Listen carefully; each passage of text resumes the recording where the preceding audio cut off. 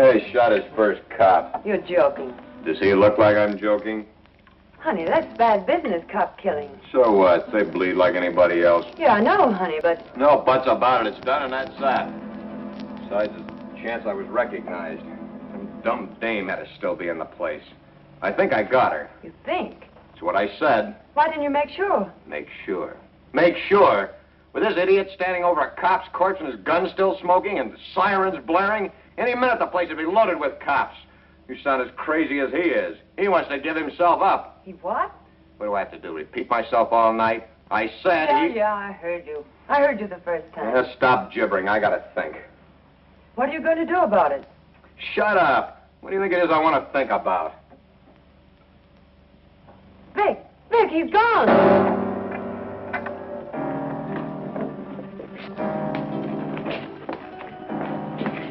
He got away. I can see that. I gotta get him before he can spill his story. You stay here. Stay here, he says. Where does he suppose I'd go dressed in this?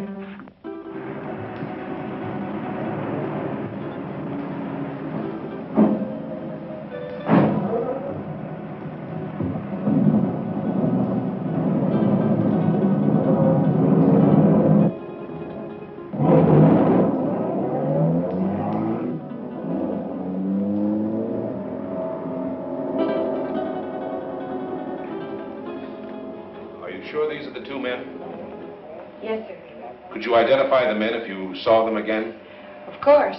Did you see the man who actually shot Mac? Yes, I did. Well, which one of these men did the shooting? This is the man. Don Gregor. I must ask you again. Did you actually see this man shoot Mac? Yes, sir. The other one was too busy shooting at me. Thanks for your help, Miss Willis. I'm only too glad to have been of any help at all. I wasn't very brave. I fainted early in the game. Bob, will you see that Miss Willis gets safely home? Why, sure thing. Well, Miss Willis, I may have to call on you again later. Of course, I understand.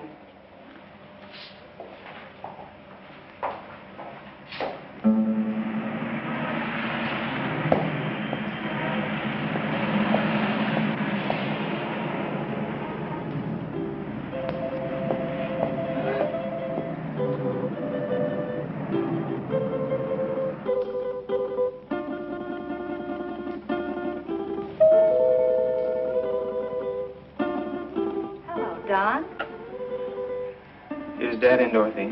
Yes. Do you suppose I could see him right away? It's very important. Well, I think that can be arranged. We don't see you very much anymore, Don. I've been rather busy.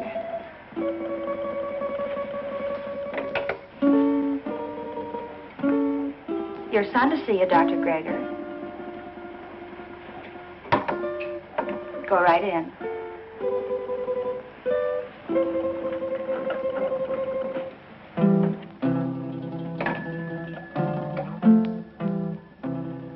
Come in, Don. Come in.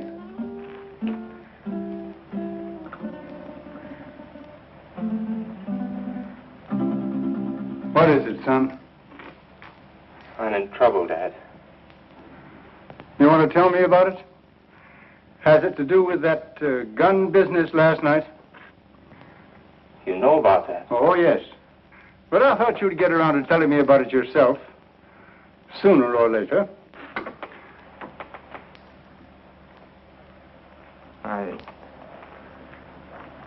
I wish it had been sooner.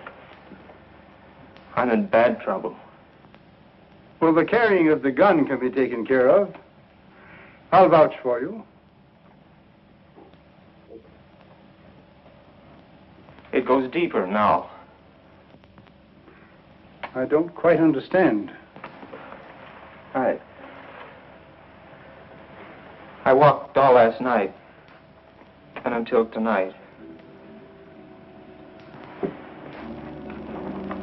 I couldn't think straight. It wasn't until night came again that my brain cleared. Funny thing about remembering. You never remember the right things until it's too late. I lived my whole life in the last 24 hours. No, don't stop me, Dad. The life I relived wasn't very pleasant. Anyway, not for me. You and Sis. What I've done to you. But it's all over now. I killed a man last night. Why did you kill? I don't know. I don't know. The gun was in my hand. I pulled the trigger and the man was falling. Do you know who the man was? The night watchman. Vic Brady and I held up the Monterey Theater chain. A girl saw us. In the excitement, the night watchman went for his gun. After that, it was either him or me. Better it had been you. Now what will you do? I don't know. Brady wants to kill me, of that I'm sure. Maybe that would be best. It will be best if you turned yourself over to the police and told of this Brady. I've thought of that, too. But, Dad, it was I did the shooting, not Vic. No matter what you've done, you're still my son. And if you'll turn yourself over to the police, I'll stand by you. But if you don't, I'll do everything in my power to see that you're apprehended.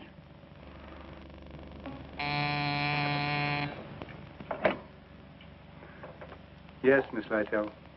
Inspector Johns and Lieutenant Lawrence to see you, Doctor. Oh, yes. Tell them just a minute, please. The police are outside now. Dad, don't turn me now, please. You've got to help me. I'll go to them myself. It may help me later. But if they take me here, please help me, Dad. Do you promise to turn yourself in if I don't do so now? Yes, Dad, I promise. Get into that back hall. I'll call you when they're gone.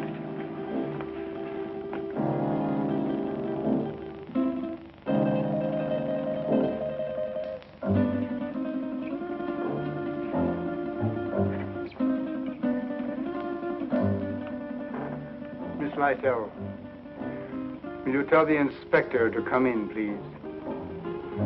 Thank you. You may go right in, gentlemen. Thank you, miss. You better stay here, McCall.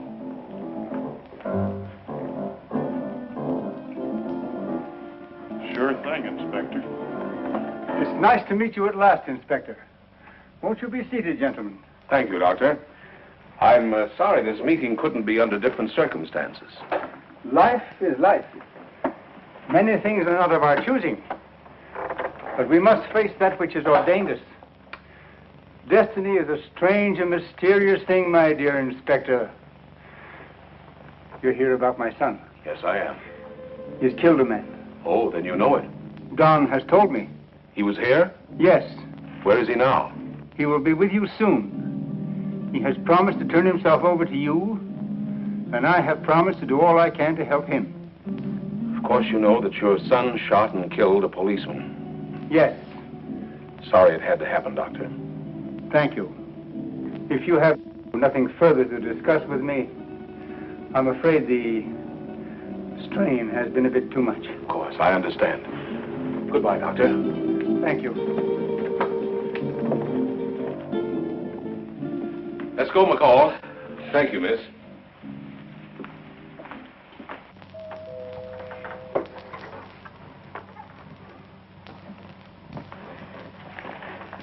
They're gone. Come on out, Don. I never thought carrying a gun would lead to this. Honest, Dad. You must remember your promise. I always thought I was tough. I'll remember the promise. I couldn't go on living with myself, knowing what I've done. Goodbye, Dad. And thanks. You better go out the back door down into the alley. The darkness of the night will hide you. For a while.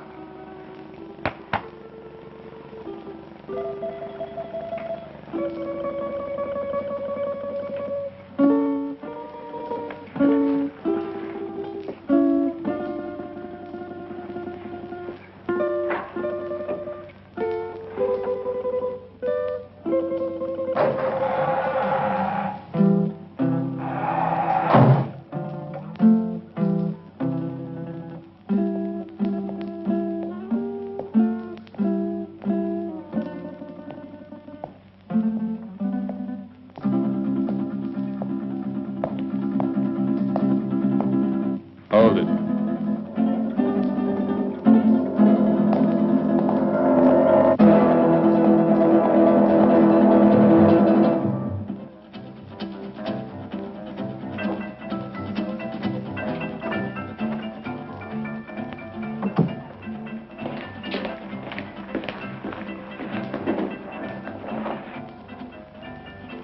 Where did you find him? His father's office. What now? When I know, I'll tell you.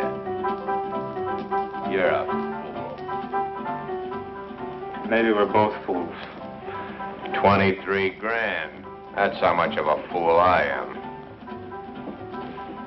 I'm getting out of here, Brady. You won't stop me. I'm gonna give myself up, and I advise you to do the same. They know it was us. Stand by for your regular nightly coverage of world news. We're cop killers. They don't like that. You killed that cop. Get that. You pulled the trigger, not me.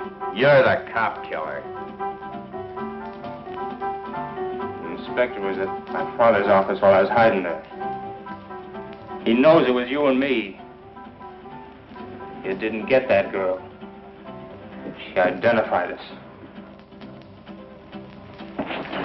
Guns and gunmen headline tonight's news. The citywide hunt continued for the two men who shot and killed Paul McKenna, night watchman of the Monterey theater chain.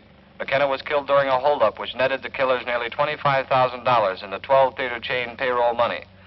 The two men have been identified by eyewitnesses as being Vic Brady, a petty gangster, and Don Gregor, son of the world-famous plastic surgeon Dr. Boris Gregor. It has been established that Don Gregor did the actual pulling of the trigger that sent McKenna, a retired police officer, to his death. You see? You're the cop killer. You won't go to the police. You'd burn. Maybe you're right. I've been in nothing but trouble most of my life. I don't know why I joined you. Money.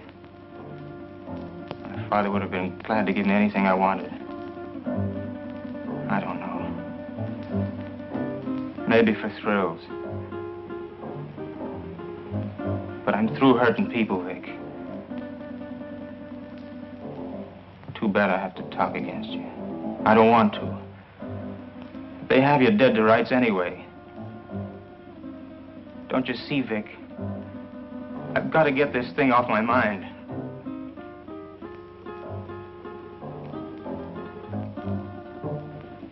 Sure, I'll burn. I never thought it'd lead to this. Don. You're not going anyplace.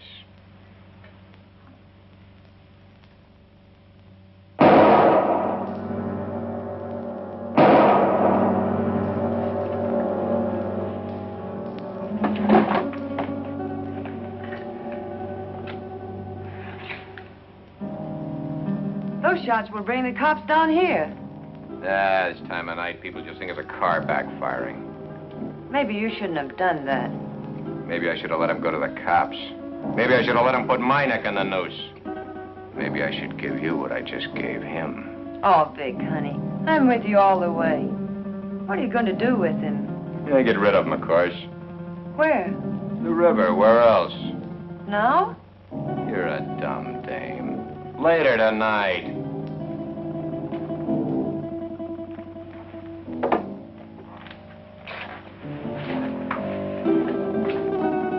Where are you going with him? Get him out of the way for the time being.